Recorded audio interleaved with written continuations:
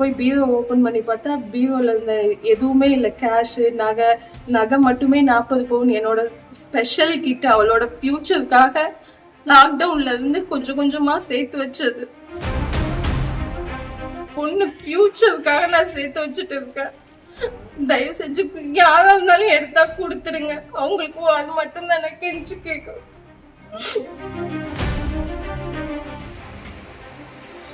இந்த ட்ரெயில் தான் வைப்பீங்களா எப்பயுமே?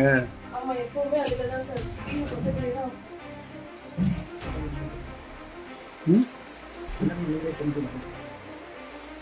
இவன் உடைக்கவே இல்லை, சாவி திறந்து எடுக்கிறாங்க. சாவி திறந்துதான் சார்.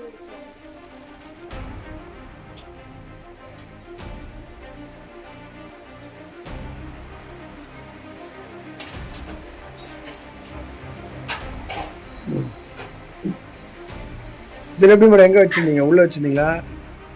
இதெல்லாம் ஜுவல்ஸ் வச்சுருந்தேன் சார். இன்சைடில் வந்து காயின்ஸும் கேஷும் 1.5 lakhs வச்சு. இந்த பாக்ஸில் வச்சுருந்தீங்களா? பாக்ஸ் இல்லை சார், மேலே வச்சுருந்தீங்க. அந்த டப்பாவில் இருந்த டப்பாலா? ஜுவல்லரி டப்பா கொடுக்குறாங்க. அந்த டப்பாலாம் எங்க மேடம்? எதுவுமே இல்லை சார். இதான் இருந்துச்சு. ஓ, டப்பாவோட எடுத்து மேடம். டப்பாவோட அப்படியே மொத்தம் எவ்வளோ இருக்கும்? 50 வரும். 40 வரும். என் பேர் மகேஸ்வரி. நான் ஹேண்ட் ரைட்டிங் கிளாஸுக்காக என் பொண்ணை May 1 பெருங்கலத்தூரில் சேர்த்து விட்டுருந்தேன். டெய்லி ஒரு 9:40க்கு ஓலா புக் பண்ணி தான் போயிட்டு வந்துட்டு இருந்தேன். நேற்றும் அதை மாதிரி தான் 9:40க்கு தான் ஓலா புக் பண்ணேன். போயிட்டு கொஞ்சம் சூப்பர் மார்க்கெட் போயிட்டு திரும்ப வந்து பார்த்தா வீடு ஓப்பனில் இருந்தது. பூட்டு போட்டு ஓப்பன் பண்ணி சாவி போட்டு பார்த்தா அது திறக்கவே முடியல.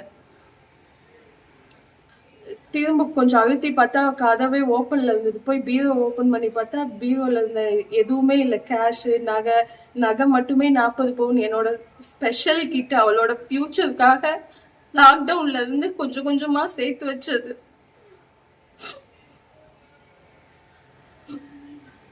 அவளை நார்மல் ஸ்கூல் கூடமே கிடையாது, ஸ்பெஷல் ஸ்கூல்ல போட்டிருக்கோம். அதுக்காக சேர்த்து வச்சது. யார் வந்து எடுத்துட்டு போனாங்கன்னே தெரியல. தயவு செஞ்சு எடுத்தா கொடுத்துருங்க. எப்ப நடந்துச்சு? என்ன டைமுக்கு? காலையில பார்க்கலாம். நேற்று காலையில 11:30க்கு அப்புறம் தான் நடந்துச்சு. நான் 12:40க்கு தான் சூப்பர் மார்க்கெட் போயிட்டு கொஞ்சம் பொருள் வாங்கிட்டு, வீட்டுக்கு தேவையான பொருள் வாங்கிட்டு நானும் அவளும் வந்தோம். வந்து கதவை ஓப்பன் பண்ணும்போது ஓப்பன் பண்ண முடியல. சாவி போட்டு திறக்க முடியல. சாவியை திரும்ப அழுத்தி திறந்து பார்த்தா கதவு அதுவாகவே ஓப்பன் ஆயிடுச்சு. இந்த கதவு பூட்டை வந்து பிடுங்கிட்டானுங்க.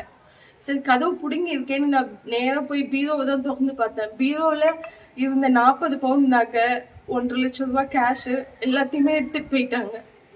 உடைச்சிருக்காங்களா பீரோவை? பீரோ சாவி போட்டு திறந்து இருக்காங்க. பீரோ பக்கத்துலேயே தான் சாவி இருந்துச்சு, அதனால சாவி போட்டு தான் திறந்து இருக்காங்க. பக்கத்துல உள்ள வீடு இருக்கு, யாரும் பார்க்கலையா? பக்கத்துல கீழ் வீட்டுல ஊருக்கு போயிருக்காங்க, பக்கத்துலயே ஊருக்கு போயிருக்காங்க. இவங்க வந்து வீட்டுலதான் இருந்தாங்க, ஆனா உள்ள இருந்தாங்களாம். சத்தம் கேட்கலையா? யாரும் தெரியுதாக்கா? ஓரளவு என்னன்னு தெரியுதா உங்களுக்கு? எனக்கு தெரியல. நான் யார்கிட்டயுமே அந்த அளவுக்கு க்ளோஸ் கிடையாது.